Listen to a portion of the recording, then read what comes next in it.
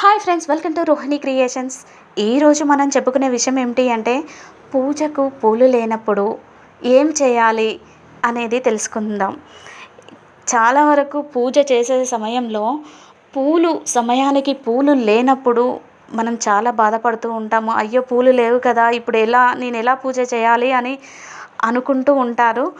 అలా అనుకోవాల్సిన అవసరం లేదు. ఎందుకంటే పూజకు పూలు లేనప్పుడు చాలామంది పూలను విడివిడిగా చేసి అక్షింతల్లో కలిపి పూజ చేస్తూ ఉంటారు. కానీ అలా పూలను చించి అక్షింతల్లో కలపకూడదండి. అలా గనక చేస్తే భార్యాభర్తల మధ్య విభేదాలు వస్తాయి. అలా మాత్రం పొరపాటున కూడా చేయకండి. ఇక పూలు లేని పక్షంలో ఇంట్లో 1-2 పూలు ఉన్నప్పుడు ఆ పూలు దేవుడి చిత్రపటానికి సమర్పించండి. మిగతా పూలు లేవు కదా అని చింతించాల్సిన అవసరం లేదు. ఏం చేయాలి అంటే పూజలో నామాలు చదువుతూ ఉన్నప్పుడు అక్షింతలు సమర్పించవచ్చు. అలా చేయడం వల్ల మనకు మంచి జరుగుతుంది. ఇక పూలు లేనప్పుడు అక్షింతలతో పూజ చేసి మన మంచి ఫలితాన్ని పొందవచ్చు. అక్షింతల్ని దేవుడికి సమర్పించుకుంటూ మన పూజ ముగించవచ్చు. దేవునికి కాగితం పూల మాలను వేస్తే నిత్య దరిద్రులు అవుతారు వారు. దేవునికి ప్లాస్టిక్ పూల మాలను వేస్తే చర్మవ్యాధి వస్తుంది. అందుకనే ప్లాస్టిక్ పూలను వాడకూడదు. ఒకరు పూజ చేసినప్పుడు మరొకరు ఒక పువ్వు తీసుకొని పూజ చేస్తే గ్యాస్ట్రిక్ వ్యాధి వస్తుంది. అందుకనే అలా చెయ్యకండి.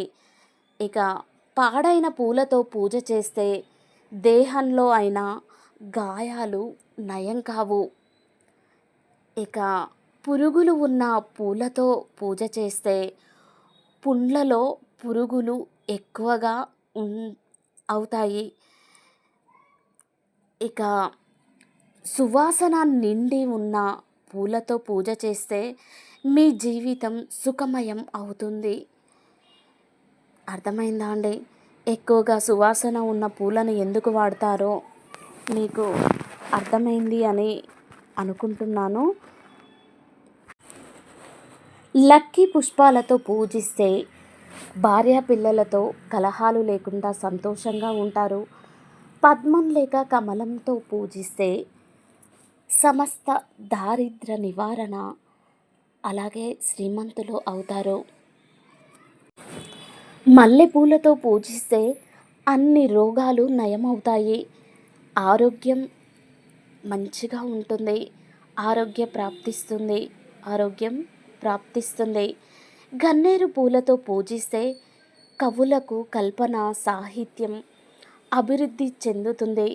Thank you for watching. ఇలాంటి వీడియోస్ ఇంకా కావాలి అంటే ఈ ఛానల్ని లైక్ చేయండి, షేర్ చేయండి, సబ్స్క్రైబ్ చేయండి.